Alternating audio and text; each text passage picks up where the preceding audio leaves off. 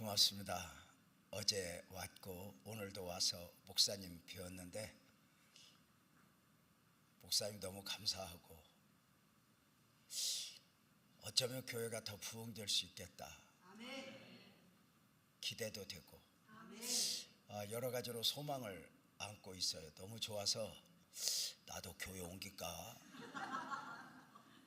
아니 그런 마음 있잖아요. 목사님 뵈면서 사람이 너무 좋으면 착각할 수 있잖아. 어떤 결혼 주례사가 줄에 서다가 신부가 너무 이뻐갖고 반해버렸대. 그 신랑한테 서약받고 신부한테 서약받으면서 이렇게 물어봤대. 신부는 주례를 사랑하느냐? 정신없는 신부가 네 그랬다네. 어차피 생각 없이 대답하는 거니까 뭐 함께 살겠냐마는 어쩌면 참 중요한 게 교회가 주인의식을 가지고 이런 성회할 때 저 강사를 감동시킬 만큼 은혜도 사모하고 주님을 사랑하는 모습이 느껴지면 충분하지 않을까.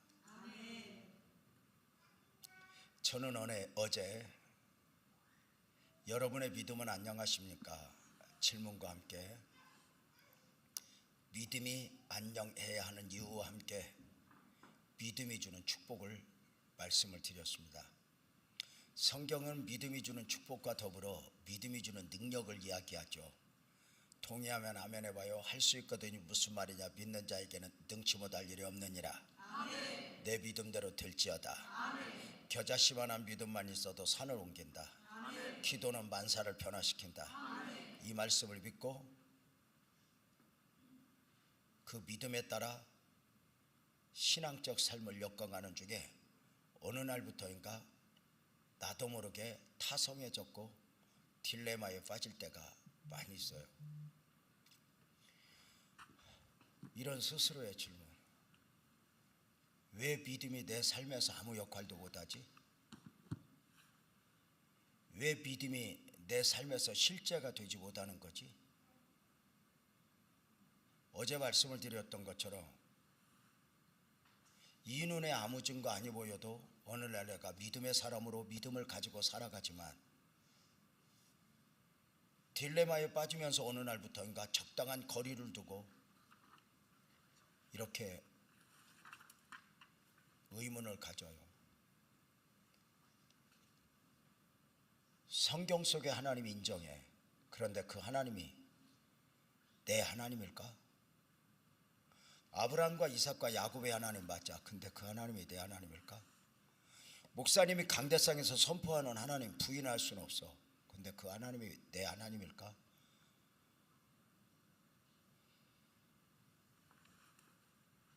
믿음인 것 같은데 믿음 아니게 무너지면서 어느 날부터인가 우리는 근본적인 것까지 흔들리니 천국이 있을까?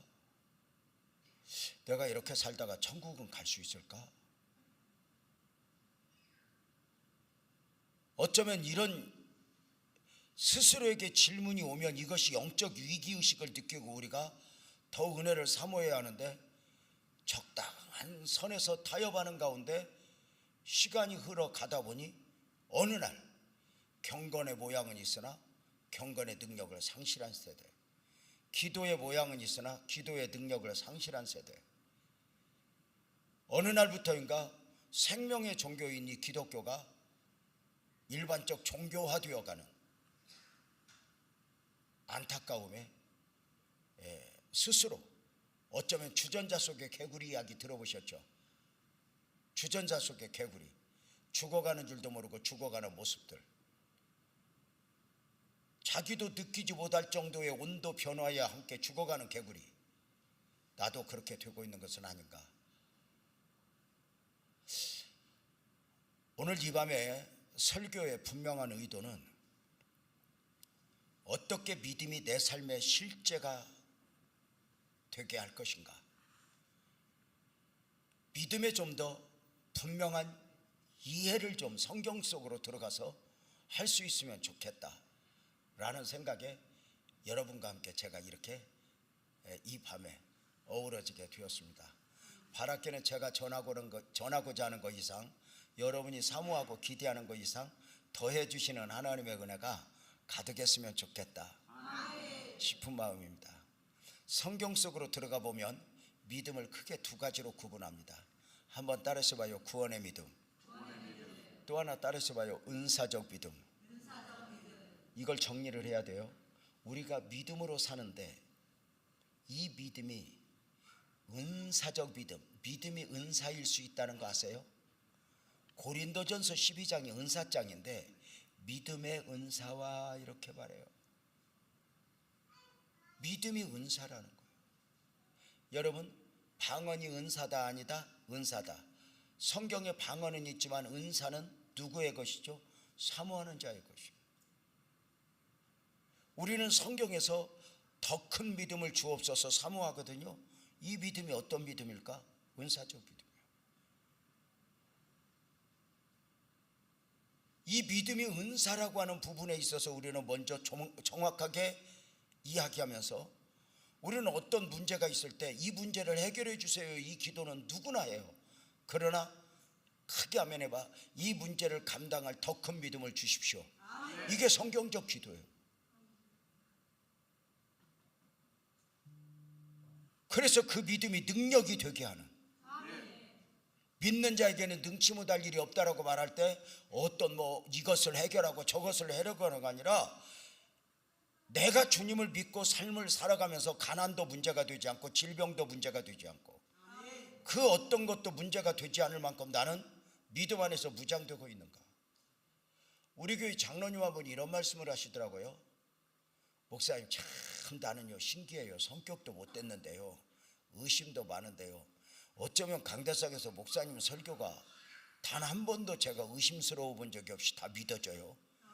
목사님이 선포하면 아멘하고 봤는데 자기는 그런 면에서 믿음의 은사가 있다는 거야. 내가 그 이야기 듣고 깜짝 놀랐어. 우리 교회에 11조 1등하는 권사님이 계세요. 장로님 부부인데 그 권사님이 11조 1등 한다 이렇게 말을 해도 좋은 이유가 뭐냐면, 제가 그분을 처음 만날 때 교회가 너무나 집이 너무나 어려워서 삼남매하고 교회에서 성미를 가져다 주어야 살 수 있었던 가정이에요. 근데 교회와 더불어 복을 받았어요. 그러니까 사람들은 궁금한 거예요. 저 집이 왜 복을 받지? 저도 몰랐어요. 어느 날 우리 교회 권사님이 절 보고 그래요. 목사님, 저도 어떻게 이렇게 복을 받았는지를 모르겠어요. 근데요 분명한 거 있어요. 저에게는 믿음의 은사가 있어요. 이렇게 말해요. 하나님이 주신 감동에 아멘하여 순종하고 그 안에서 경험된 하나님은 제게 너무 큰 자산이에요. 이렇게 말하는데 깜짝 놀랐어요. 자, 그래서 여러분, 믿음을 크게 두 가지로 구분을 했다고 말씀을 드렸어요. 은사적 믿음이 있다는 사실을 인정하는가? 자, 그럼 이렇게 정리해 봅시다. 한번 따라서 봐요. 구원의 믿음. 구원의 믿음은 천국 가는 믿음이에요. 따라서 합시다. 은사적 믿음. 구원의 믿음이 천국 가는 믿음이라면 은사적 믿음은 구원받은 백성으로서 이 땅을 사는 동안 응답받고 축복받고 능력받고 삶 속에서 기적과 간증을 만드는 믿음이 은사적 믿음이다. 이렇게 말을 하셨어요. 굉장히 중요한 거죠.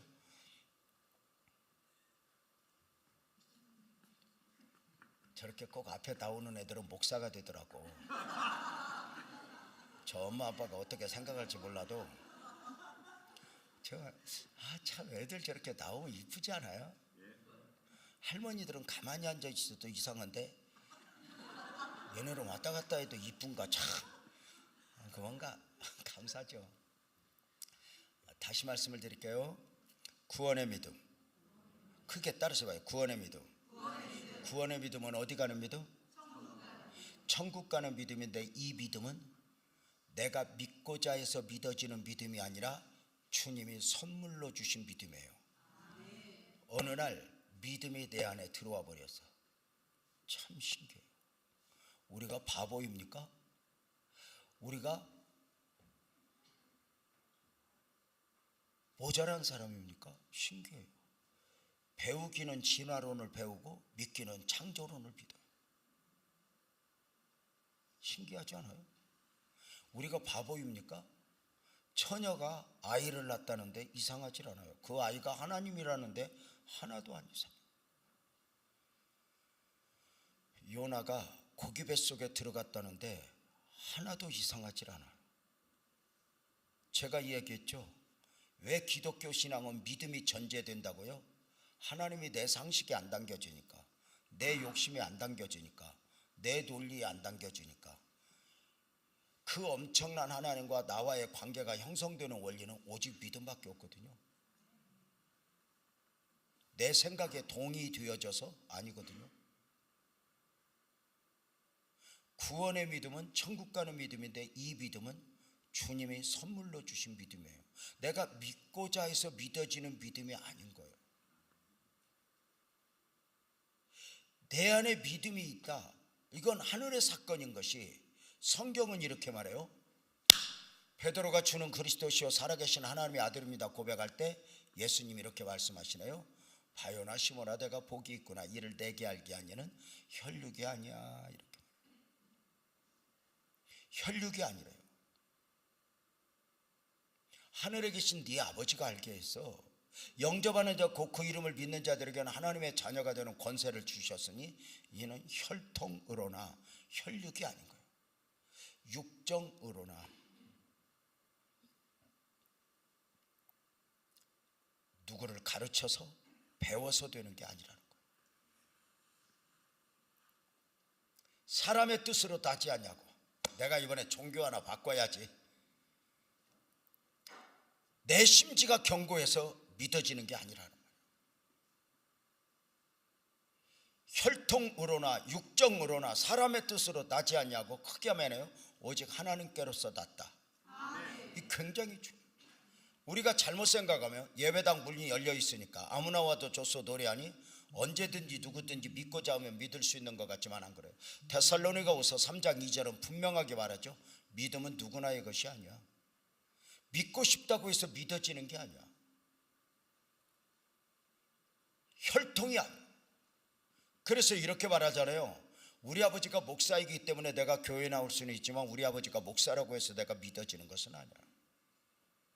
우리 아버지가 장로이기 때문에 내가 교회에 나올 수는 있지만 우리 아버지가 장로라고 해서 믿어지는 건 아니야.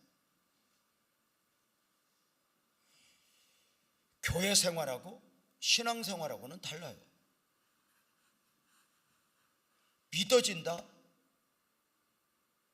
이것은 믿지 못하는 사람에게는 말도 안 되는 이야기들인 거예요. 근데 어느 날 그 믿음이 내 안에 선물로 왔다니까 이것이 엄청난 거예요. 구원의 믿음은 천국 가는 믿음인데 이 믿음은 선물로 주신 믿음이에요. 복음을 믿어버리는 거예요. 복음을 믿어버리는 거예요. 자, 제가 어제 얘기했죠. 우리 하나님의 사람들은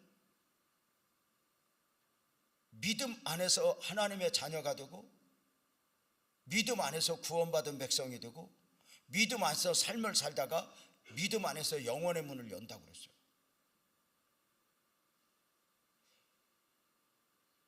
나는 복음을 믿는다. 이 성경에 말하는 복음이 나의 복음이 되어야 한다는 말 들어봤어요? 따르지 마요. 나의 복음.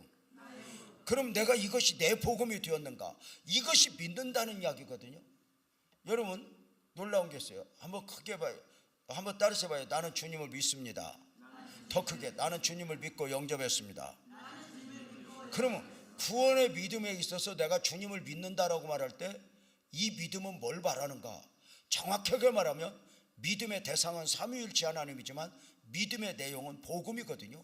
예수 그리스도의 생애, 하나님이 사람의 몸을 입고 오셨고 고난받으셨고 죽으셨고 부활하셨고 승천하셨다가 다시 오신다. 이 전 생애가 복음인데 이걸 내가 믿습니다라고 말할 때는 어떤 의미를 말하냐? 사실로 인정한다는 개념을 말하는 게 아니에요. 복음이 감격한 이유가 뭐예요? 복음이 은혜를 받으면 받을수록 복음 앞에서 감격인 이유가 뭐예요? 나의 복음, 내 복음이 되어 있다는 거예요. 내 복음이 되었다는 말은 바로 무슨 말이냐면 믿는다는 말인데 믿는다는 말은 바로 이것이 굉장히 중요한 거예요. 가끔 목사님들이 설교하면서 좀 엉뚱할 때가 있어요. 이렇게 이제 설교의 예를 돕기 위해서 제가 지난주에 부산에 다녀왔거든요. 그러고 설명을 하는데 여러분처럼 표정이 생뚱맞은 거예요. 그러면 갑자기 이래요. 내가 부산 갔다 온 거 믿습니까? 근데 또 성도들이 아멘 하는데 말도 아닌 질문에 말도 아닌 아멘을 날리는 것 보고 어차피 또 끼리끼리 사는 거니까. 근데 중요한 게 내가 이거 주님을 믿습니다라고 말할 때 이 믿습니다라고 하는 것은 단순히 복음을 역사적 사실로 인정한다는 개념이 아니에요. 그것이 내 복음. 따라서 해봐요. 나를 위해. 더 크게 나를 위해. 내가 지금부터 질문을 하면 여러분은 그런 식으로 대답해 봐요. 하나님이 사람의 몸을 입고 그 이름 예수로 오신 이유는? 예수님이 고난받으신 이유는? 예수님이 십자가에서 죽으신 이유는? 예수님이 부활하신 이유는? 예수님이 승천하셨다가 다시 오실 이유는? 나를 위해 오신 주님, 나의 죄를 위하여서. 예수님 오시기 전에 700년 전 사람 이사야는 복음을 내 복음으로 분명하게 깨달으니 그가 찔림은 우리 허물 때문이요 그가 상함은 우리 죄악 때문이라 고백을 합니다. 복음이 왜 감격이에요? 그것이 진리여서, 그것이 맞아서가 아니에요. 내 복음이 된 거예요. 나의 복음이 되었는가? 왜 복음이 눈물이에요? 여러분 한번 물어봅시다. 예수님이 십자가에서 6시간 매달려서 물과 피를 다 쏟고 죽으셨어요. 감동이죠. 여러분 인류 역사상 예수님보다 심하게 죽은 사람이 있어 없어? 뭘 없어요? 많지. 예수님이 죽은 것처럼 십자가에 다 매달려 죽었어요. 당시의 죄수들. 역사에 보세요. 풀에 사람 던져서 죽이고, 목을 자르고, 사지를 동물로 묶어서 찢어 죽이고, 말에 사람을 끌고 다니면서 죽을 때까지 끌고 다니기도 하고, 사람만큼 악한 게 없어요. 예수님의 십자가가 눈물인 이유는 예수님이 아팠겠다, 힘들었겠다가 아니에요. 그게 내 복음인 거예요. 내가 죽어야 되는데 내 죽음을 예수님의 죽음으로 값을 치러서, 이게 감격이어서 우는 거란 말이에요. 그러니까 믿는다, 이건 굉장히 중요한 거예요. 예수님의 생애 전체가 사역이고 이것이 믿음의 내용이니 내 복음이다. 여러분 한번 물어봅시다. 죄송해요, 불교를 비하하는 건 아니에요. 부처님이 실존인물이다, 가상인물이다? 실존인물이에요. 그럼 묻겠어요? 수천 년 전에 부처님이 인생의 괴뇌를 겪으면서 보리수나무 아래서 돌을 닦고 수행을 한 것은 부처님 개인의 문제야, 오늘의 불교도들을 위해서야? 개인의 문제죠. 그래서 오늘의 불교도들에게 부처님은 존경의 대상은 되지만 믿음의 대상은 안 되는 거예요.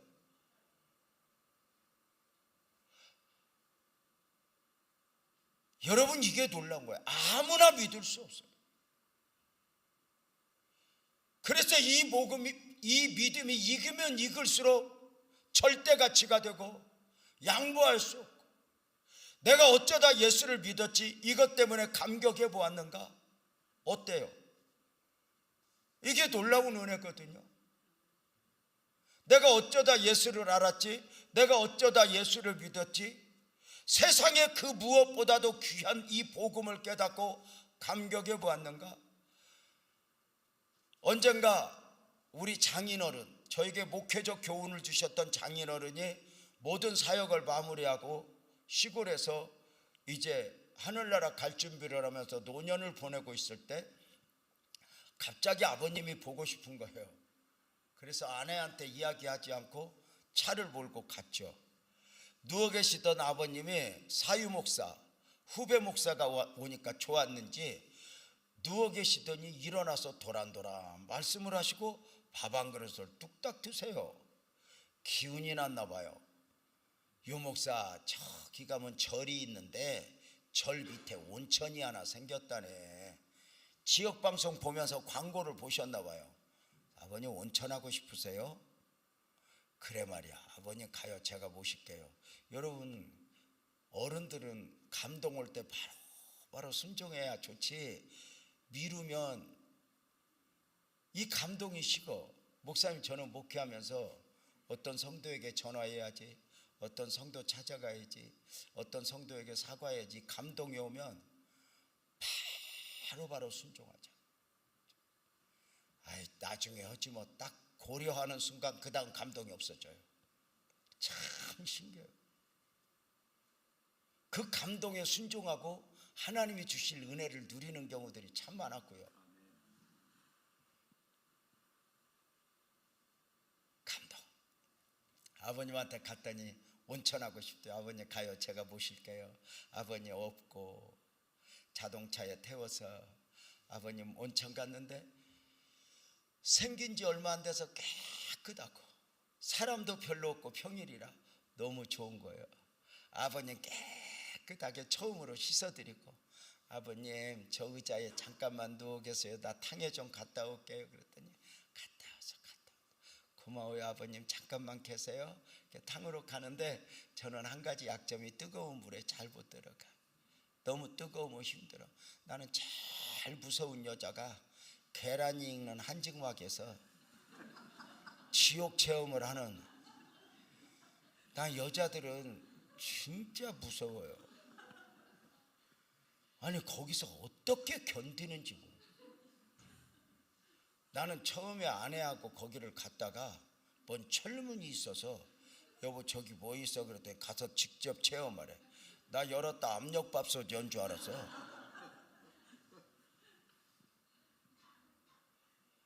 온천이라 탕이 많잖아요. 제가 좋아하는 온도가 있는 거예요. 그저 30한 2도 이렇게 30한 1도 2도 너무 좋잖아요. 거기 오래 있어도 안 지치잖아요. 들어가서 아버님도 모시고 왔겠다. 너무 좋아서 성경 암송을 하는 거예요. 여호와는 나의 목자시니 심령이 가난한 자는 복이 있는 사람은 쭉 암송을 하는데 중간쯤에 누가 풍덩 들어오는 거예요. 누가 단체로 왔나 보다. 눈을 떠보고 싶지만 제가 뭐 거기에 시골에 아는 사람이 있겠어요? 마저 다 암송을 하고 은혜에 푹 쳐서 눈을 떴다가 기절할 뻔했어요. 세상에 저 위에 절에서 스님 8명이 단합대회로 온 거예요. 여러분 웃기지 않아요? 탕 안에 목사 1명, 스님 8명, 머리 있는 사람 나 하나, 머리 없는 사람 8명. 근데 그 스님들을 보는 순간 나도 모르게 눈물이 피 도는 거예요. 그때 했던 고백이 주님 감사해요. 나도 저 스님들처럼 길 아닌 길을 길인 줄 알고 헤매일 수 있었는데, 나도 저 스님들처럼 진리 아닌 진리를 진리인 줄 알고 헤매일 수 있었는데 내가 어쩌다 복음을 알았죠. 내가 어쩌다 길이요 진리요 생명이신 주님을 만났죠. 하염없이 울었던 적이 있어요. 여러분은 복음의 가치를 아세요? 이 복음의 가치를 아는 비결은, 원리는 죄 때문에 울어봤는가? 뭔가 목사님들을 만나봐도 죄 때문에 울어본 사람은 느낌이 달라요. 힘들어서 울고 억울해서 우는 게 아니라 그 무엇 때문에 하나님의 면전에 딱 서서 나는 죄 때문에 울어봤는가? 나 같은 죄인의 용서함 받아서 그 죄 때문에 울어봤는가? 이걸 느끼면 느낌이 달라지죠. 바울 사도는 나는 죄인 중에 괴수입니다 그랬어요. 이 말은 세상에서 나보다 더 큰 죄인은 없어 이 말이거든요. 세상에서 가장 큰 죄인은 나야. 왜? 스데반을 죽이는데 앞장서서 많은 사람들을 핍박했기 때문에 아니요, 내가 큰 죄인이라 느끼는 사람은 큰 죄를 지은 사람이 아니에요. 은혜의 보좌에 가까이 가서 그 은혜의 영광에 나를 비춰본 사람이죠. 하나님 앞에 가까이 서본 사람이 나의 실제를 보는 거죠. 거룩하신 하나님 앞에서 그 빛에 나를 비춰보면 내 실존이 보이는 거예요. 그래서 세상에서 가장 큰 죄인은 누구야? 나야. 그래서 40이 하나 가만매를 5번 맞아도 3번 타장으로 맞아도 나는 죽었다고 수없이 내던져져도 나는 내가 지은 죄에 비해 마땅하옵니다, 이렇게 고백하죠. 그래서 바울사도가 그 복음 안에서 했던 또 하나의 고백이 이런 게 있어요. 따라서 봐요. 죄가 더한 곳에, 더 크게 죄가 더한 곳에 은혜가 더욱 넘쳤나니. 죄가 더한 곳에 은혜가 더욱 넘쳤나니, 이 말은 무슨 뜻이에요? 은혜 받으려면 죄져라 그래요? 아니, 무슨 뜻일까? 내가 죄인이라고 느끼는 만큼 비례해서 은혜가 있다는 거예요. 이 굉장히 중요한 거예요. 내가 어느 정도의 죄인이라고 나는 느꼈는가? 내가 죄인이라고 느끼는 만큼 다른 사람보다 큰 죄인이라고 인식하면 다른 사람보다 더 큰 은혜가 필요한 거예요. 용서의 은혜가. 내가 이 죄인이라는 사실을 모르고 신앙생활을 하게 되면 어느 순간에 내 죄를 보는 게 아니라 다른 사람의 죄를 봐요. 오늘의 교회가 문제가 뭐죠? 예배당 문을 열고 들어오면, 옛날 성전 문을 열고 성막 문을 열고 들어오면 양 한 마리 끌고 오면 내 죄를 가지고 오는 거예요. 근데 어느 날부터인가 교회 문을 열고 들어오면 내 죄를 묵상하는 것이 아니라 다른 사람 죄를 묵상해요. 목사의 실수, 목사의 허물, 누구의 죄. 그러니까 교회가 다툼이 생겨요. 죄가 더한 곳에 은혜가 더욱 넘친다. 여러분 어때요? 여러분 옆에 사람 한번 봐봐요. 이렇게 한번 봐봐. 괜찮아. 목사님 한번 봐봐. 누가 은혜가 더 있겠어? 목사님이야, 자기야? 아, 목사님 내가 봐도 그래. 근데 목사님이 은혜가 넘치는데 죄는 누가 많이 졌겠어? 내가 죄 짓고 은혜는 네가 있다? 아니에요. 진짜 은혜는 나를 봐요. 나를 보면 내가 죄인이라는 사실을 보는 거지 내 의의를 보는 게 아니에요. 요새 갈수록 내 의의를 봐요. 이게 교회의 가장 큰. 여성분들 한번 물어봅시다. 집에 가면 남편이 죄가 더 많아, 내가 죄가 더 많아? 아, 원래 하던 대로 해봐. 누가 죄가 더 많아? 그지. 우리 집은 누구만 회개하면 돼. 그지. 우리 집은 나만 생각하면 물 붓듯이 복이 와야 돼. 그지? 근데 그 복이 오다 어떤 놈한테 걸려. 그래서 우리 집은 누구만 회개하면 돼. 그래서 여러분이 은혜가 있는 것 같은데 은혜가 없는 거예요. 남편이 보기에 교회 열심히 다니는 마귀 할멈 같은 거지. 진짜 은혜는 자격이 없는 거예요. 은혜라는 말이 신학적으로 자격이 없는 자에게 베풀어지는 호의란 말이에요.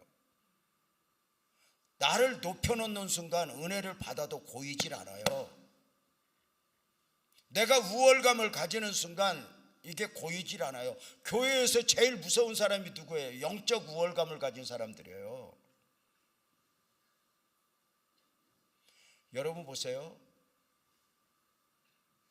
이 복음이 내 복음이 되어 있는가? 그리고 이것이 믿어지는가? 이게 엄청난 은혜 아니에요? 그래서 참 중요한 게 바로 뭐냐면 이 믿음이 믿어진다 할 때 이것이 얼마나 은혜예요. 여러분 억지로 이렇게 믿어지게 할 수 있는 게 아니잖아요. 전도도 힘들지만 제가 여기 오니까 목사님 저는 마음에 들어요. 목사님 너무 좋아. 제 목사님하고 이렇게 긴 시간 데이트한 거 처음이거든. 진즉 좀 데이트할 걸 그랬어. 근데 왜 좋을까? 어쩌면 저 목사님 안에 있는 복음이 내 복음하고 비슷하다는 느낌이 있는 거예요. 제가 여기 와서 여러분과 함께 지금 나누면서 전혀 어색하지 않은 이유가 같은 믿음, 같은 복음이 있다고 믿는 거예요. 그래서 저 목사님 얼굴은 몰랐지만 어디서 본 것 같고 시골에서 본 것 같은 느낌도 들고 뭔가 근데 그 복음이 좋은 거예요. 근데 이게 억지로 되는 게 아니잖아요. 우리 아버지가 목사이기 때문에 내가 교회 나올 수는 있어요. 근데 이게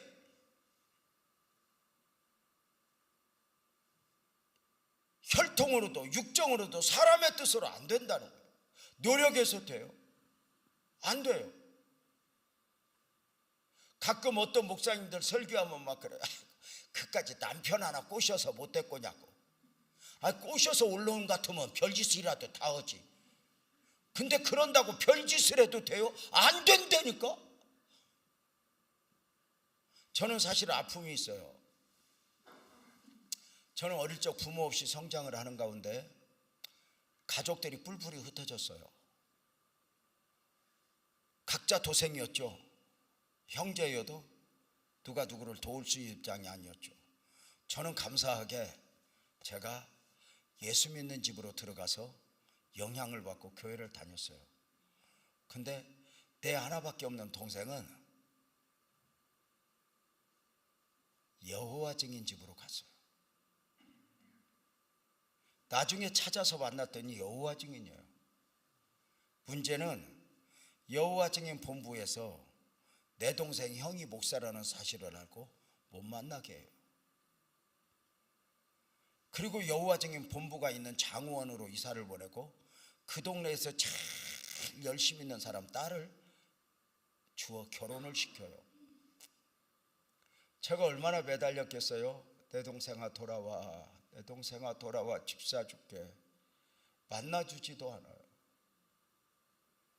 너무 가슴 아픈 거예요. 어떻게 해서 될 수 있으면 하겠어요. 때로는 어떤 때는 너무 아픈 거예요. 어디 가서 복음을 전한다고 하면서도 지동생 하나도 전도 못하고 지동생 하나도 데리고 오지 못하면서 무슨 복음을 전한다고 하는가. 어떤 목사님은 막 설교하면서 그래요. 나는 예수 믿고 우리 처갓집까지 전도 다 했다고 막 그러면은 뭐 이쁜 게 아니라 지랄을 한다고 그래요. 마음대로 돼 그게? 어떤 때는 내가 땅을 치지. 제가 너무 가슴이 아픈 거예요. 하나님 앞에 막 그래서 여기를 찢으면서 하나님 내 동생 어떡해, 내 동생 어떡해, 내 동생 어떡해 울었더니 우리 예수님이 위로를 희한하게 하더라고. 재명아 나도 죽을 때까지 내 동생 전도 못했다 예수님은 그러더라니까. 그것도 얼마나 위로가 되는지. 근데 세상에 나중에 보니까 우리 예수님이 부활하신 후에 승천하신 후에 마가 요한의 다락방에 예수님 동생들이 다 있어. 그걸 소망 가운데 보여주면서 포기하지 마라. 기도해서 놓지 마라.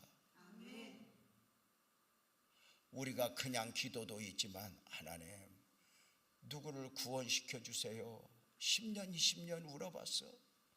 이 복음이 이렇게 복음되는 거거든.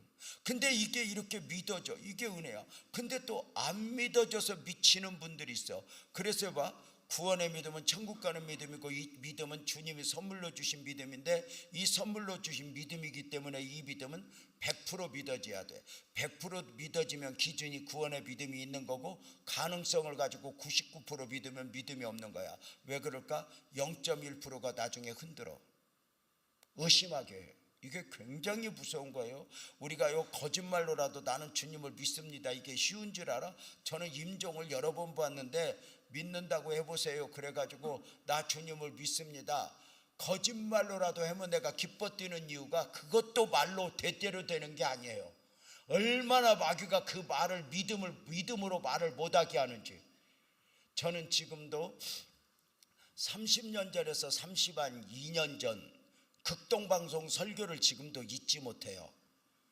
제가 어느 날 화요일인지 수요일인지 새벽 예배 갔다가 나와서 자동차 시동을 걸고 라디오를 딱 켰는데 어떤 목사님 설교가 너무 좋은 거예요. 그 찰지다 그럴까? 하여튼 목사님 설교가 느낌이 오는 거예요.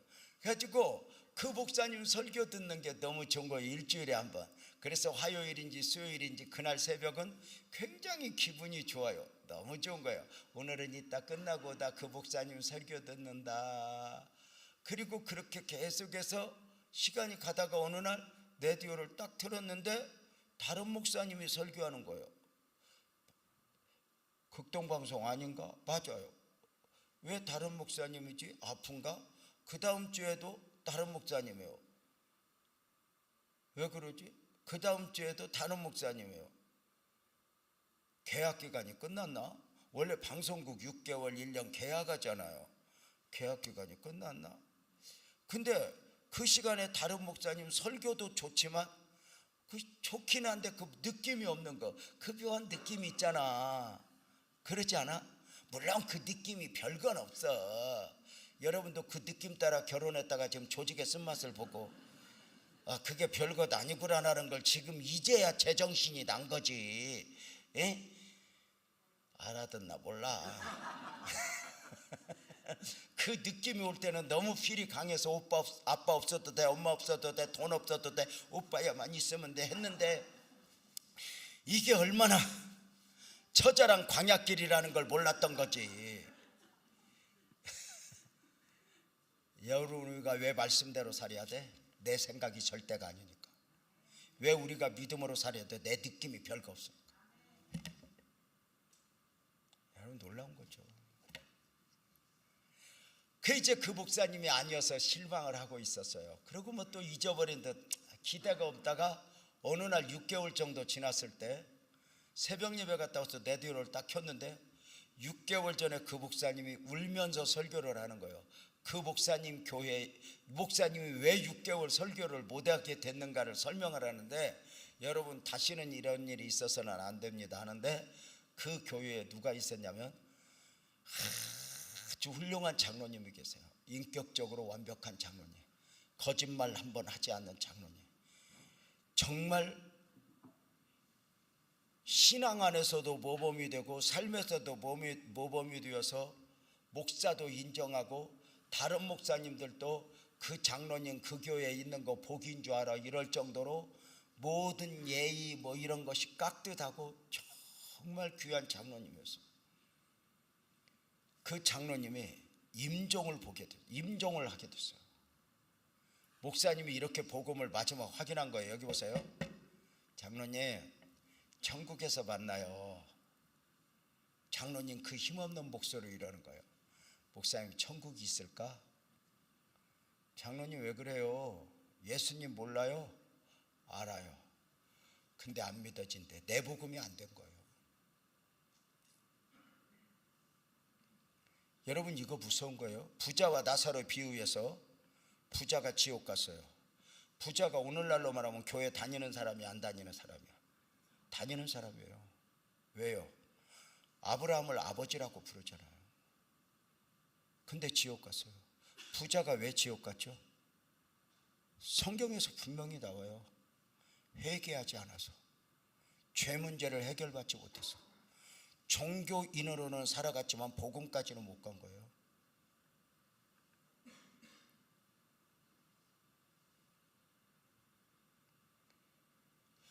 천국에 간 사람은 내가 왜 천국에 왔는지를 모르지만 지옥에 간 사람은 내가 왜 지옥에 왔는가를 알잖아요.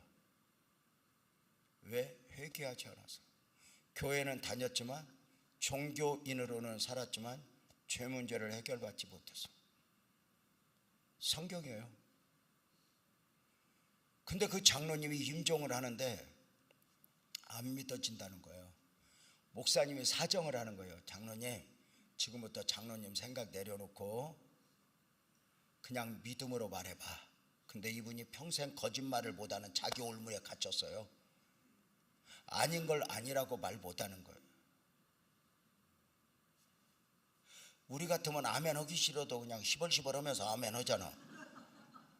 이게 얼마나 은혜인 줄 알아? 이게 그냥 되는 게 아니야. 그래서 자기 의에 사로잡힌 사람은 구원이 없어. 그리고 끝까지 복음을 내 복음으로 고백하지 못한 가운데 눈을 감은 거예요. 이 목사님이 망치로 한 대 맞은 거예요. 내가 지금까지 무슨 짓 한 거야? 내가 뭘로 저 장로님을 저렇게 자랑했던 거야? 훌륭하다고? 여러분 아세요? 교회는 훌륭한 사람 만드는 곳이 아니에요. 하나님의 백성, 천국 백성 만드는 곳이죠. 이게 교회의 존재 이유예요. 그 목사님이 장례를 어떻게 치렀는지 멘붕에 빠져서 주일날 설교할 자신이 없는 거예요.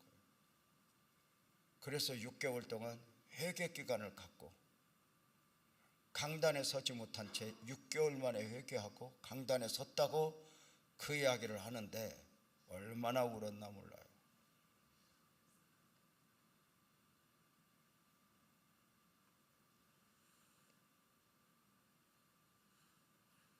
제가 이 설교를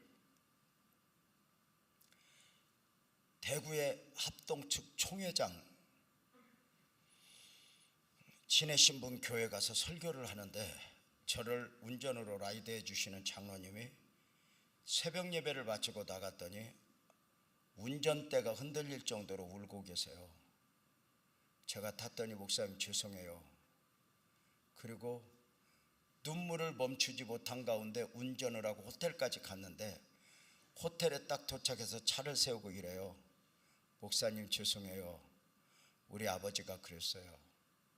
우리 아버지가 장로님이고 내가 장로고 우리 어머니가 권사고 내 동생이 목사인데요. 우리 아버지 임종을 내가 봤는데 그 장로 입에서 안 믿어진대요. 아버지 믿는다고 해봐 믿는다고 해봐. 근데 끝까지 믿음을 말하지 못한 가운데 어머니에게도 말하지 못하고 아무에게도 말하지 못하면서 웅어리가 졌대요. 여러분이 믿어진다, 누군가의 복음을 봤다, 이게 얼마나 축복인 줄 아세요? 어느 날 우리 교회 권사님한테 전화가 왔어요. 전화해서 엉엉 울어요. 근데 참 느낌이 있잖아. 울어도 한국 사람은 같은 문화에서 사니까 열받아도 울고 좋아도 울고 막 기뻐서 울고 그런 느낌이 있잖아. 그 묘한 뉘앙스가 있잖아. 같은 문화는 원래 그런 거 아니야? 목사님 날 보고 고향 물어보더라고. 전라도 가서 거시기 하면 다 알아. 부산 가서 가냐 하면 다 알아. 나만 몰라. 신기해. 그 고향 사람 느낌이. 우리 교회 장로님이 약국을 하시는 장로님이 계셔. 나오고 나이가 조금 아래지만 친구같이 지내는 장로님인데, 장로님하고 함께 이렇게 우리 교회 카페에서 차를 마시는데 우리 교회 여자 집사, 이쁜 집사가 이렇게 걸어와. 근데 40대 중반이야. 나는 이름도 잘 몰라. 워낙 이제 교인들을 저기 할까 못 대먹은 거지. 근데 우리 장로님이 언제 사귀었는지 집사님 이리 와봐 이게 아니라 야야 서경아 이리 와 목사님한테 인사드려라 그래. 그런 느낌이 있잖아. 이 장로하고 저 집사하고 저렇게 반말할 사이가 아니야. 내가 볼 때 원래 친한 것도 아니야. 근데 어떻게 반말을 해서. 장로님 저 집사님 알아? 알죠? 원래 알았어? 아니요 언제 얼마 안 됐어요. 근데 왜 반말해? 그랬더니 아니 목사님 보니까 내 초등학교 국민학교 후배들이니까요 자가. 아니 그거 누가 알려줬어? 그랬더니 아니 목사님 우리 고향 사람들은 딱 만나면 알아요. 대화 몇 마디 하면. 어떻게 알아? 그랬더니 우리 고향 사람들은 다 불어를 써요. 그래서 아니 뭐 프랑스 갔다 왔어? 그랬더니 아니요 먹어불어 가불어 해불어.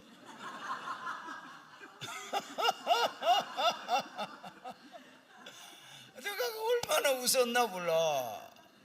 우리 권사님한테 전화가 와서 막 울어. 권사님 왜 그랬더니 목사님 나 우리 딸한테 전화 받았다. 그리고 그 감격에서 우는데 뭐냐면 그 집 딸이 고등학교 선생님으로 재직하고 있어.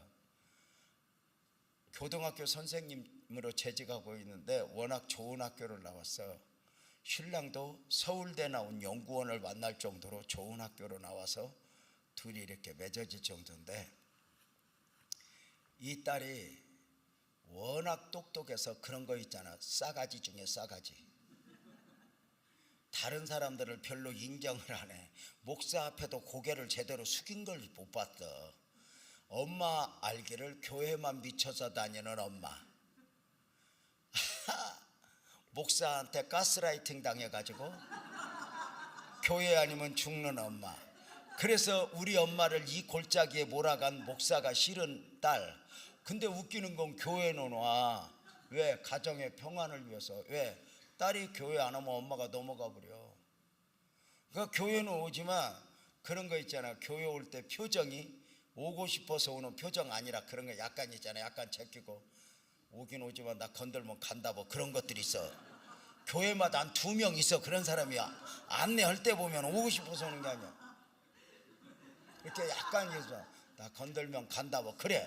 그 앉아서 예배는 드리지만 아이 목사 웃기네 뭐 이런 거요. 그 딸이 전화가 온 거야. 이렇게.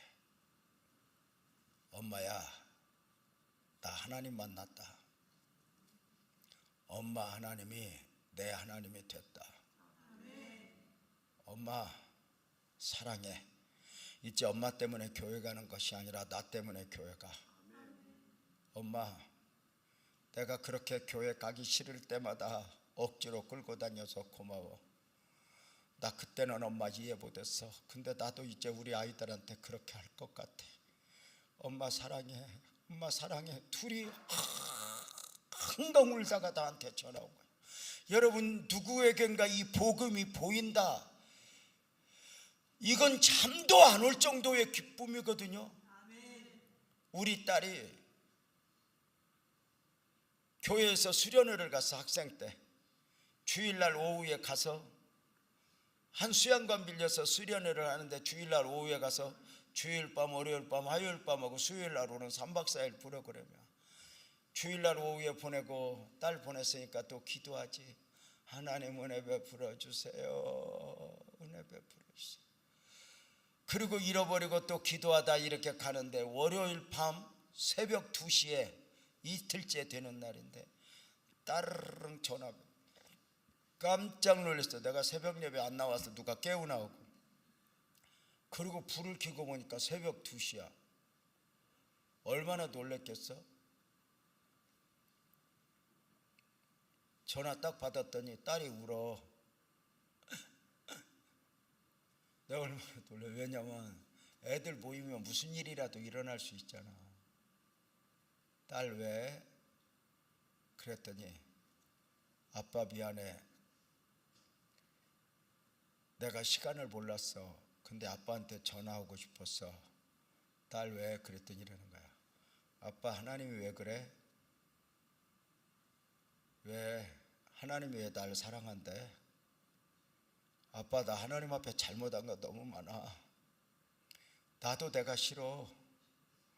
그런데 왜 하나님이 날 사랑한대?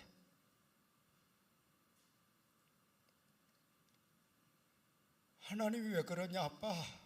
그리고 우는데 순간 머리끝에서 발끝까지 전율이 돋는 가운데 딸 축하해. 엄마 아빠의 하나님이 네 하나님이 됐구나. 이제 그 하나님이 네 하나님이 되면 평생 너를 떠나지 않을 거야. 이제 그 하나님과 함께 꿈도 꾸고 그 하나님 앞에 기도도 하며 이제 그 무엇보다도 하나님하고 잘 동행하며 사는 법을 배워야 된다 딸. 그랬더니 아빠 알았어. 전화 끊어. 나 기도하고 싶어 하는데 전화를 끊었는데 그날 밤에 잠을 이룰 수 없는. 내 힘으로 안 돼. 구원의 믿음은 천국 가는 믿음인데 이 믿음은 주님이 선물로 주신 믿음이야. 내가 믿고자 노력해서 종교적 관념으로 접근할 수가 없어. 하나님이 계시해 줘야 되고 눈을 열어줘야 돼. 이것이 믿어진다. 이건 놀라운 사건이야. 이것이 믿어진다는 이야기는 단순히 사실로 인정하는 것이 아니라 그 복음이 내 복음이 되어 있느냐는 거야. 나를 위해 오신 주님. 이것 때문에 감동인 거야. 내가 죽어야 되는데 왜 주님이 고난받았어? 왜 죽었어? 감동인 거야. 이걸 딱 믿으니까 구원의 믿음의 기준은 뭐냐? 100% 믿어지는 것이니 100% 믿어지면 구원의 믿음이 있는 거고, 가능성을 가지고 종교적 차원에서 천국이 있을 수도 있지 이러면 죄송하지만 믿음이 없는 거야. 왜? 마귀가 끝까지 의심하게 해. 자, 따라서 합시다. 은사적 믿음. 크게 은사적 믿음. 구원의 믿음이 천국 가는 믿음이면 은사적 믿음은 뭐라고 그랬죠? 구원받은 백성으로서 이 땅을 상하는 동안 응답받고 축복받고 능력받고 삶 속에서 기적과 간증을 만들어내는 믿음이 은사적 믿음이다 그랬어. 이 은사적 믿음은 복을 만들어내는 믿음인데, 이 믿음은 구원의 믿음이 주님이 선물로 주신 믿음이라면 이 은사적 믿음은 이렇게 표현해. 내가 믿는 믿음, 오해하면 안 돼. 내가 믿는 믿음 이렇게 표현해. 근본적 씨앗은 주님이 주었지만 그런 거 있잖아. 믿음이 믿음 되게 하라. 믿음을 선포하라. 그래서 내가 믿는 믿음은, 믿음에서 성경에서 보면은 믿음을 선포하라, 믿음을 사용하라, 믿음이 믿음 되게 하라. 믿음으로 믿음에 이르게 하나니, 이렇게 말해. 다 같이 아멘. 그래서 이 믿음의 기준은 뭐냐? 내가 믿는 믿음이니까 크냐 작냐야. 우리의 믿음이 더 커야 돼. 근데 중요한 것은 내가 믿는 믿음이기 때문에 완벽하지 않아. 그래서 우리가 어제 제가 잠깐 말씀을 드렸지만 이렇게 말했잖아. 우리의 믿음은 믿음으로만 믿는 것이 아니라 믿음 아닌 것을 이겨내고 믿는 것이다, 이렇게 말했어요. 다시 한번 물어볼게. 목사님 가슴 속을 열면 있다고 그래봐. 그게 목사님 가슴을 열면 믿음이 있다 없다? 있다. 믿음도 있지만 염려도 근심도 있다 없다? 있다. 없다고 해야 아니야 나 있어 이렇게 하게 순서지. 목사님 염려도 있고 그런데 뭘 나를 세워놓고 설교를 들어. 지금 난 이 교회 이상하대. 지금 사람들이 지금 명절 앞두고 지금 다 들떠갖고 좀 시골 가는 것들이 천지고 여행 가는 사람들이 천지인데 어떻게 목사님 잘못 만나갖고 이게 뭐여 지금? 불쌍해 죽겠어. 난 지금 우리 집에 지금 식구들 다 모였어. 아니 여러분은 죄가 많으니까 여기 있지만 나까지 왜? 그래서 내가 목사님 아빠 내일 또 가. 그래서 야 어쩌면은 목사님이 감동을 해갖고 내일은 다음으로 미룰란가 몰라. 기대하고 오자 그러고 왔어. 근데 내가 볼 때 밀어줄 것 같질 않아. 아무 희망도 없어. 근데 여러분 봐봐. 그 사람은 그렇게 살면 안 되지. 믿음이 있냐 없냐? 있다. 염려 있냐 없냐? 그러면 없다 그러면 아니야 나 있어. 이렇게 해야 뭐가 되는 거. 그럼 여러분의 목사님 안에는 염려 있어 없어? 자 봐봐. 다시 목사님 안에 믿음이 있다 없다? 염려도 있다 없다? 아니야 있어. 근데 이렇게 물어볼까? 믿음이 클까 염려가 클까? 아니야. 믿음은 사실 추상적인 거야. 실체가 없어. 염려는 실제적인 거고 현실적인 거야. 눈에 보이는 거야. 염려와 근심은 현실적인 거예요.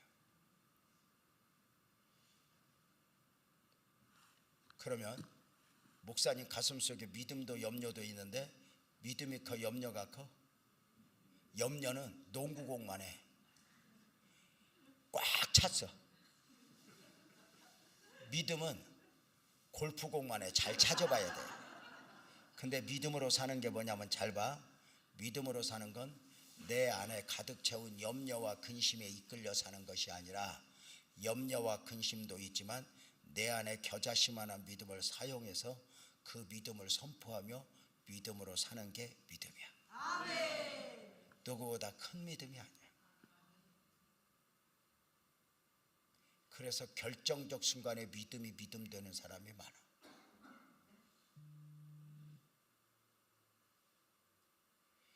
십자가를 지기까지는 갈등이야. 이게 굉장히 중요해. 예수님은 고난받으러 왔다 죽으러 왔다 말씀하시면서 십자가에 갈 때까지 이 잔이 지나가기를 원한대. 사명으로만 십자가를 치는 게 아니야. 거절하고 싶은 걸 이겨내니 나의 원대로 와오시고 아버지 원대로 되기를 원합니다 하고 그 길을 가는 거야.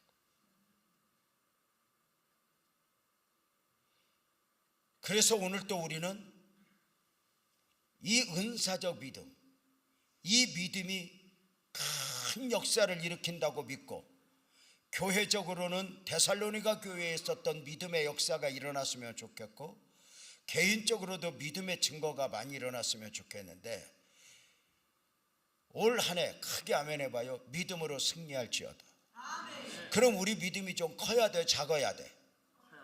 다시 커야 돼, 작아야 돼? 구원의 믿음은 크다 작다가 아니야. 있다 없다야. 내 은사적 믿음은 크냐 작냐야. 그러면 우리가 이 은사적 믿음을 사모하는 거야. 크게 아멘 해봐. 더 큰 믿음을 주시옵소서. 아멘. 믿음이 좀 커야 돼.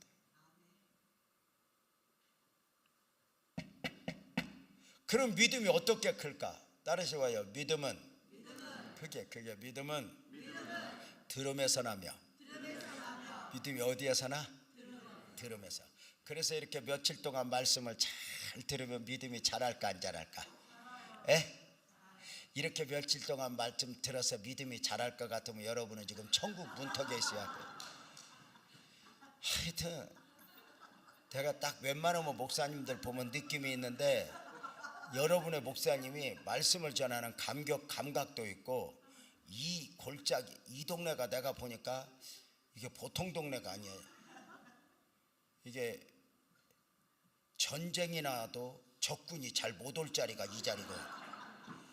내가 어제 우리 내비가 인도하는 대로 우리 운전해주는 전사님이 해주는데, 야 도대체 어디로 가는 거냐 이렇게 물어봤어.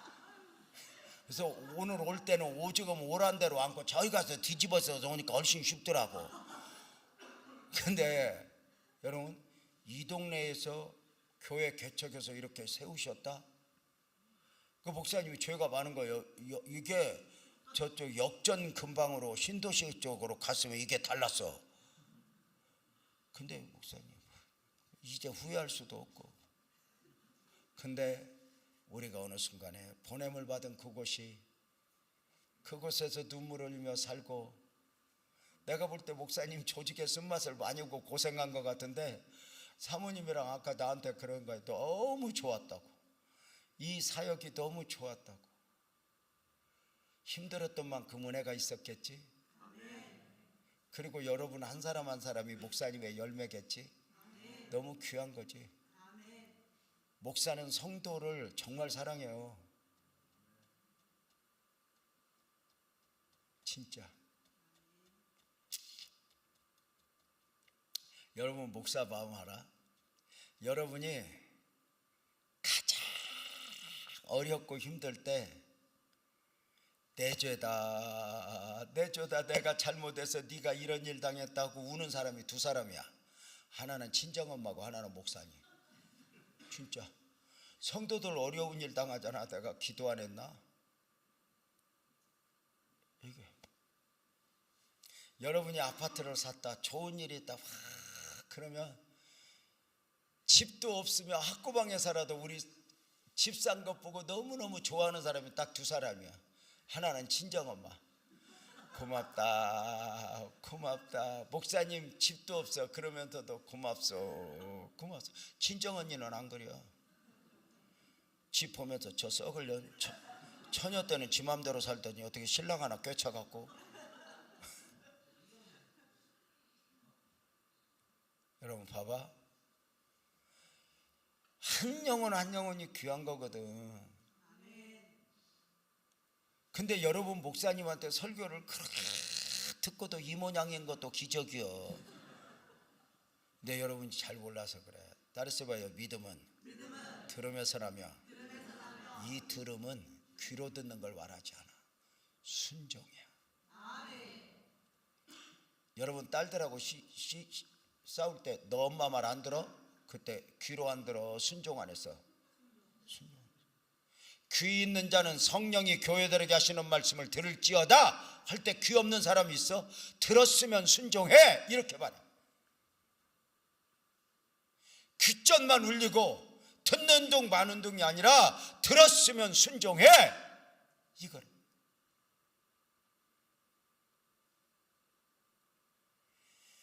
믿음은 예배당 안에서 자라는 게 아니야. 예배당 안에서 말씀을 들을 때, 설교를 들을 때는 하나님에 대해서 배워. 누가 받은 은혜를 경험해. 그런데 삶의 현장에서 내가 들었던 말씀을, 배웠던 말씀을 품고 삶의 현장에 가서 용서하기 싫은데 용서할 수 없는 사람을 용서하고 사랑할 수 없는 사람을 사랑하며 때로는 옥합을 깨며 그 믿음이 내 삶으로 경험되어지는 가운데 믿음이 믿음으로 성장하는 거거든.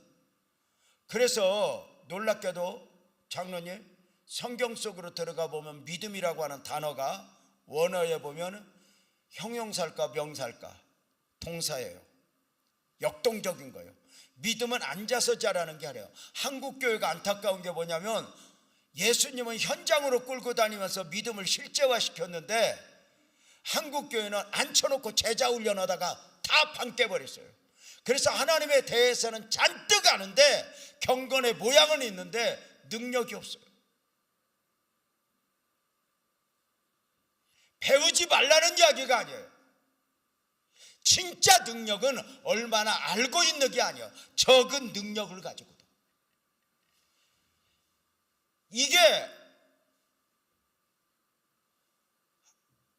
믿음은 야성이에요. 앉아서 자라는 게 아니에요.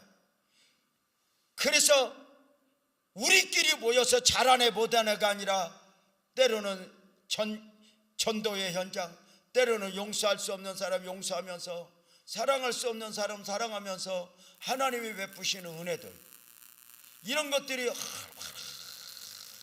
내 몸에 순종을 하고 싶어서만 해요. 저는 목회하면서 참 감사한 것 중에 하나가 저는 미워하는 사람이 별로 없어요. 안 놀래?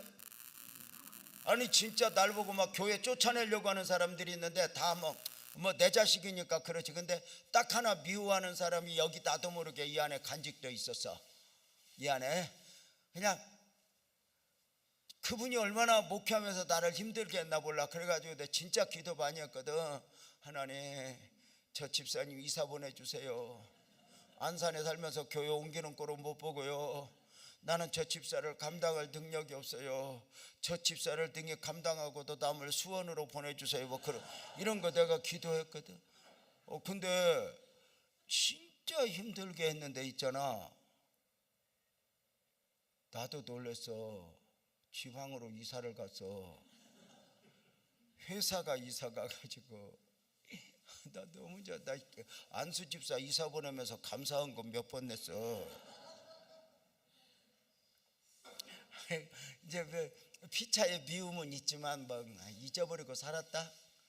근데 이제 한 번씩 들려오는 소리가 싸한 게 뭐냐면 이사 갔는데 돈을 잘 번대. 아니 좀 내 속 썩이고 갔으니까 좀 못돼야 개우는데, 아이 뭐 사갖고 올랐다느니 뭐 땅 사면 올랐다느니, 아이 시발 뭐 이제 누구 좋은 일을 감사로 안 오는 거야. 아이 그래도 안 보니까 뭐 안 보니까. 근데 해마다 연말이 되면은 여기를 좀 깨끗하게 하고 싶어서 지난 한 해 동안 지었던 거 보혈로 씻어주시고 막 기도하는데 나도 모르게 그 집사를 미워하는 마음을 이제는 해결해야 된다는 감동이 오는 거야. 그러면서 하나님이 감동을 준 거야. 재명아, 너 그 집사 찾아가서 풀어라. 싫어요. 안 가요. 비비다가 2월 3월이 됐어. 그래서 우리 아내하고 갔어. 우리 아내 꼬셔갖고 여보 가자 그랬더니 알았어요. 그러고 이제 함께 가서 딩동 눌러서 문을 열었어. 그러면 나도 억지로 왔지만 그 사람도 내를 보자마자 왜 왔나 하는 표정이야.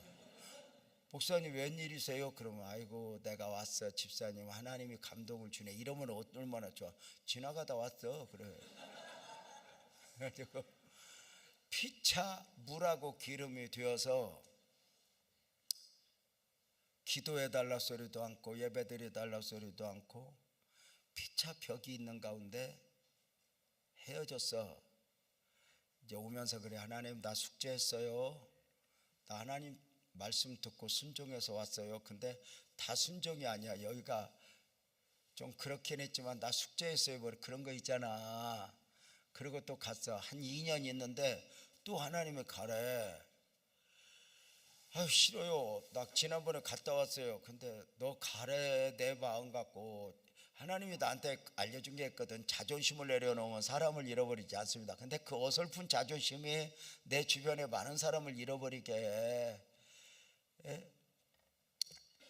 가지고 또 아내하고 갔다 한 2년 만에 가서 딩동 돌려서 열었더니 어이 목사님 또 오셨네. 그래 말이야 집사님 나 또 왔어. 그때는 또 반가워하더라고. 목사님 오래간만에 오셨는데 목사님 옛날 말씀도 생각나고 예배 좀 드려주세요. 그래서 예배를 드렸어. 예배를 드리고 집사님 옛날에 참 이렇게 두리뭉실 넘어가다 그런 거 있잖아. 집사님 내가 옛날에 참 우리 참 철없었어 뭐 이렇게 뭐 알지?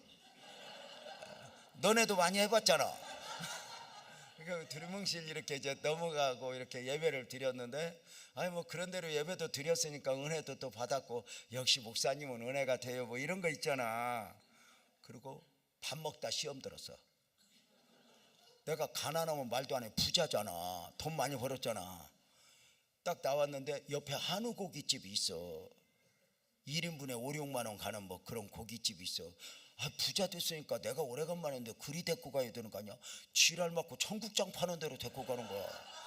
내가 청국장이 싫은 건 아니야. 내가 이 사람이 가난하면 내가 청국장 뭐 내가 지금이라도 먹는데 뭐요? 먹다가 시험 들은 거야. 아이씨 돈을 벌면 뭐야 쫌뽀 같아 갖고 야씨 밥 먹다 시험 들어갖고 오다가 찝 하고 막 하나님 이제 나 안 가요. 존심 상해서 싫어요. 그리고 또 2년 있었는데 그때 교회에 본 기도 제목이 좀 있어. 돈이 필요해갖고. 근데 하나님이 이것 때문에 막 기도하는데 재명아 거기를 좀 가래. 싫어요. 나 옛날에 갔다가 자존심 다 상했단 말이에요. 그 청국장 먹고 시험 들었으니까. 그래서 갔어. 아내가 갔더니 기다렸다는 듯이 문을 여는 거야. 목사님 어서 오세요. 기다렸어요. 근데 그 순간에 내 마음이 싹 녹는데 찬송 부르면서 하염없이 울다가 설교하면서 집사님 내가 미안해. 내가 집사님 많이 미워했어. 나 좀 용서해줘 그랬더니 말씀을 들으면서 울면서 아니요 목사님 내가 목사님한테 얼마나 실수를 많이 했는데 내가 얼마나 많이 잘못했는데 내가 목사님한테 얼마나 사과하고 싶었는데 목사님 와주셔서 고마워요. 내가 목사님 기다렸어요. 그리고 예배 마치고 헌금 봉투를 주어서 기도하고 끌어안고 엉엉 울고 그날은 한우 고깃집 가서 밥 먹고 이제 다 풀고 왔다. 아내하고 오다가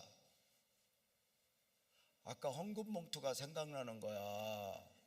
얼마가 들었는지. 내가 가다가 열어봤겠죠. 교회 가서 열어봤겠죠.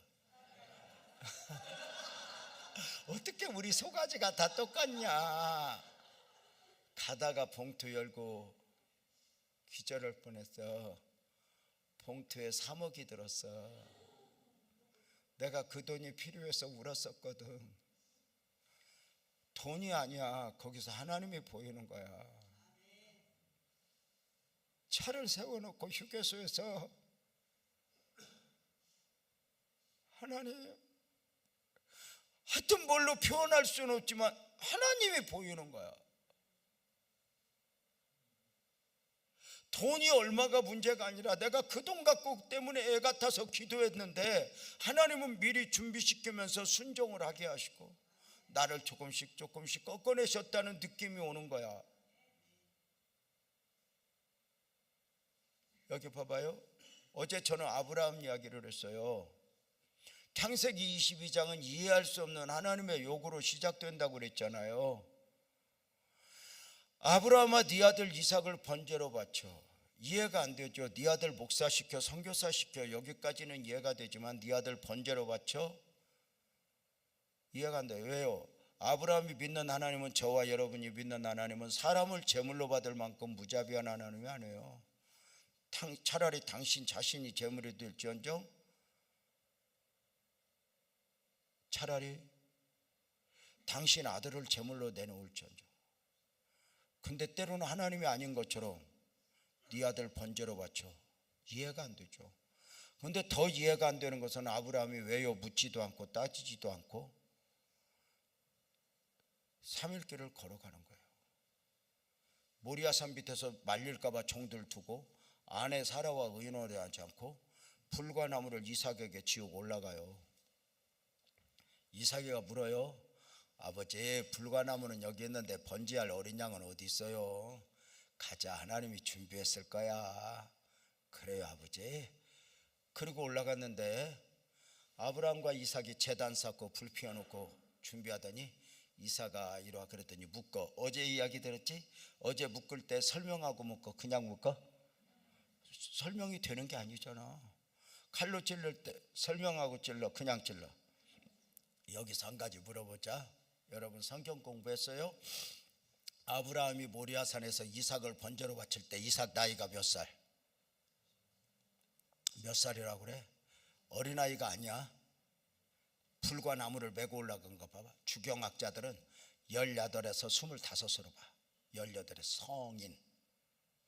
나는 33살까지 봐. 왜냐면 내 마음이라고 그래. 예수님이 33살에 죽었으니까 어쩌면 그럴 것이다 그래. 그러면 묻겠습니다.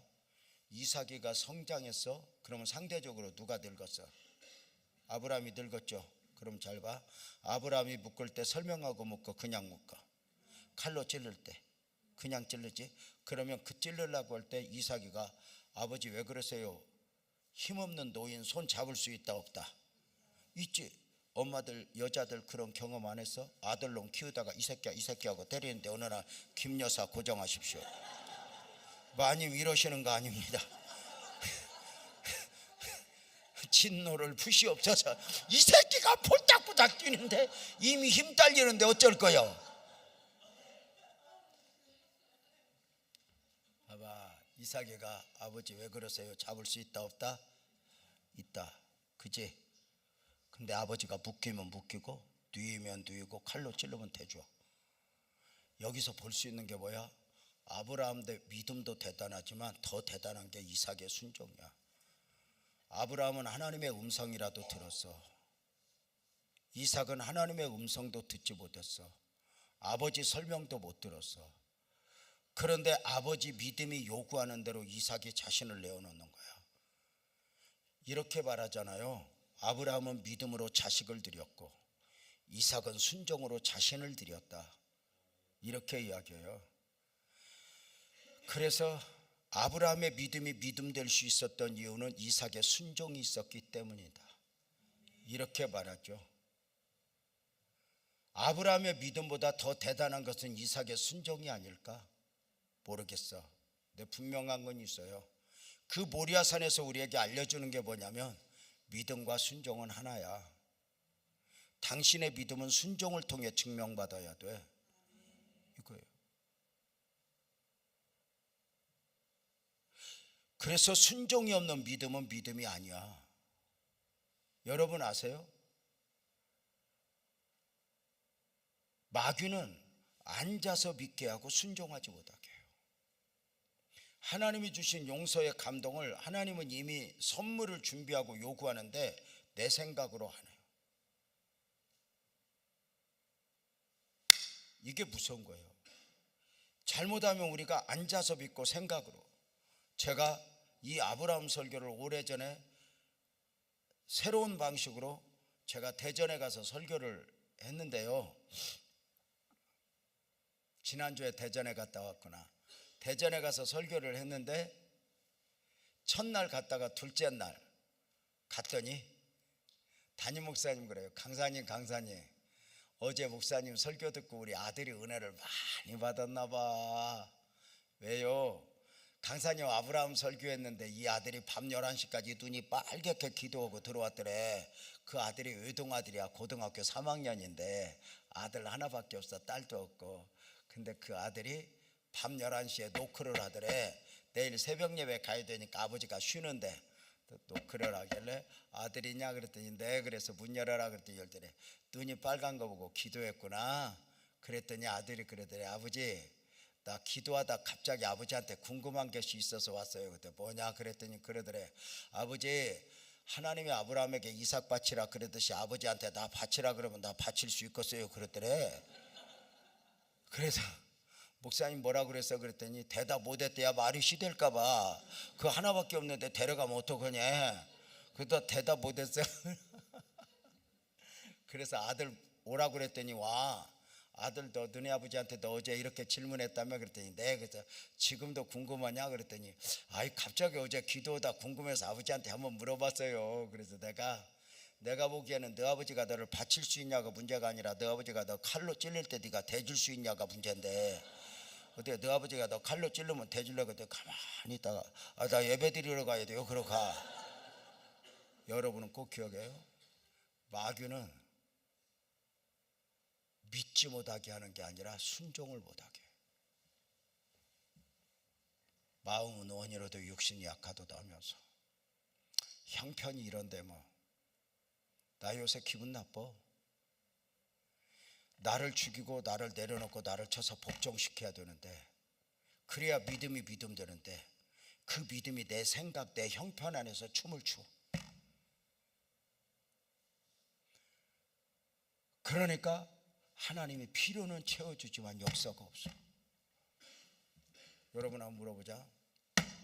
성경에 나오는 모든 기적은 기도 많이 하는 사람에게 나타나 믿음 좋은 사람에게 나타나.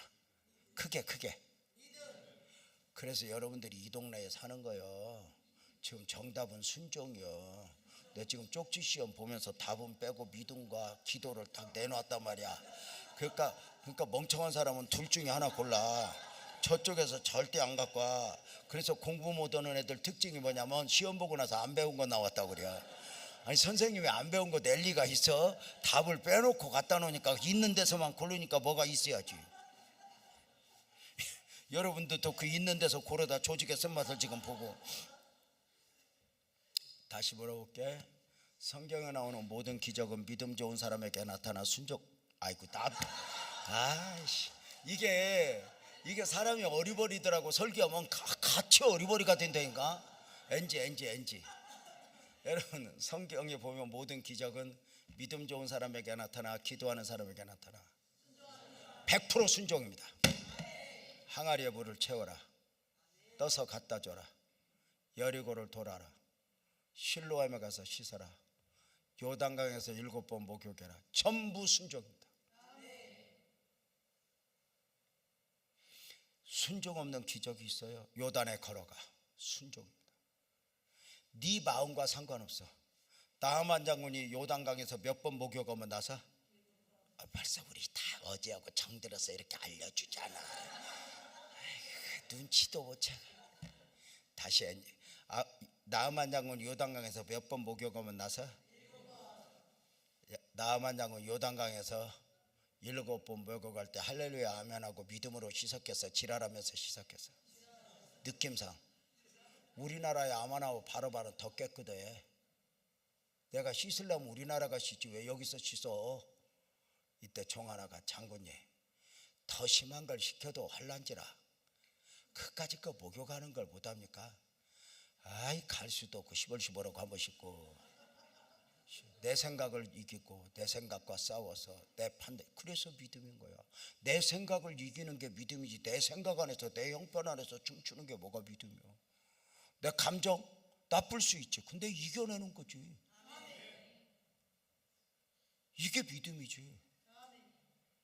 그래서 7번 들어갔다 나왔더니 어린아이 살 같았대. 이스라엘 백성들이 여리고성 몇 바퀴 돌면 무너져. 이 무조건 7이래. 13바퀴. 여기는 하나 가르쳐줘. 내가 여기 오니까 느낌이 좋고, 우리 교회하고 비슷한 게 목사님 아까 애들하고도 장난하더라고.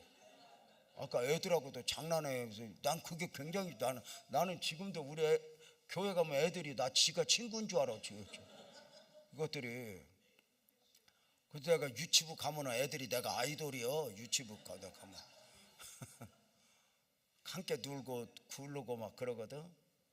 내 목사님 이렇게 아이들하고 친한 거 보고 굉장히 좋았어요. 그러기 쉽지 않거든. 내가 목사인데 그 목사님도 외롭지만 교회 분위기가 이렇게 될 수가 없거든. 근데 여러분, 참 나는 여러분의 교회가 이번에 이 짧은 3번의 부흥이었지만 하나님의 큰 은혜를 입었으면 좋겠고, 생각 안에서 춤추지 말고 생각 이상의 기도. 우리 목사, 나를 가르쳐준 목사님이 그랬어. 재명아, 꿈꾸는데 돈이 안 들어. 기도 키워, 믿음 키워. 이렇게 형편 안에 맴돌지 말고 바닥에 살아도 하늘을 보며 기도해. 아무것도 없어도 믿음으로 담는 거니까 형편 안에서 겨우 작은 기도하지 말고 기도부터 부흥시켜, 기도부터 키워, 이렇게 말했거든. 그래서 이번에 믿음 제일 기본적 순종이 기도야. 여러분, 이거 굉장히 중요한 거거든요. 요단강에 여리고성 이스라엘 백성들이 몇 바퀴도 무너져? 13바퀴. 여러분, 이스라엘 백성들이 여리고성 돌 때 할렐루야 아멘하고 믿음으로 들어서 지랄하면서 들어서, 지랄할까 봐 말하지 말래. 샷다마우스, 말하지 말래잖아. 침묵. 만약에 입 벌리라고 그랬으면 돌면서 금방 깨졌어. 야, 저 여호수아 왜 저러냐, 저 웃기는 거 아니야, 저 바꿔야 되는 거 아니야? 아니요. 근데 말없이 네 생각하고 다를 때는 입부터 닫는 게 교회야. 여러분, 마귀는 앉아서 믿고 순종하지 못하게. 왜 그렇게 기도 많이 하는 사람들이 신경질이 많아? 기도만 하지 순종을 안 해.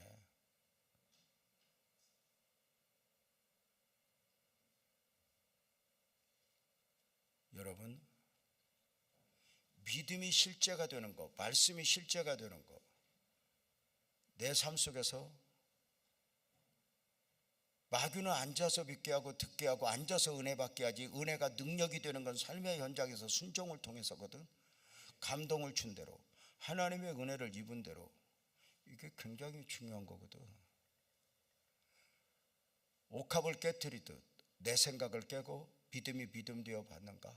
쓰러져 죽을 것 같은데 기도에 순종을 해봤는가? 이게 은혜지. 존경하는 장로님들, 또 귀한 성도님들, 하나님이 신기하고 오묘한 만큼 이 명절 앞두고 이렇게 3번의 집회를 이렇게 하게 되었지만, 나는 여러분 모두가 이 3번의 짧은 말씀이 여러분의 목사님을 통해서 재조명되어지면서 올 한 해 여러분의 삶에 간증들을 담아낼 수 있는 복된 은혜가 넘치기를 축복합니다. 하나님 살아계세요. 순종한다고 다 돼? 모르죠. 안 될 수 있죠. 근데 되는 게 목적이 아니에요. 그렇게 사는 거지. 근데 그렇게 살다 보면 새록 하나님이 또 은혜를 주시고, 내가 믿거든요. 하나님의 하나님 되심을 내 삶 속에서 나타내기를 원하는 분이 그 하나님이다.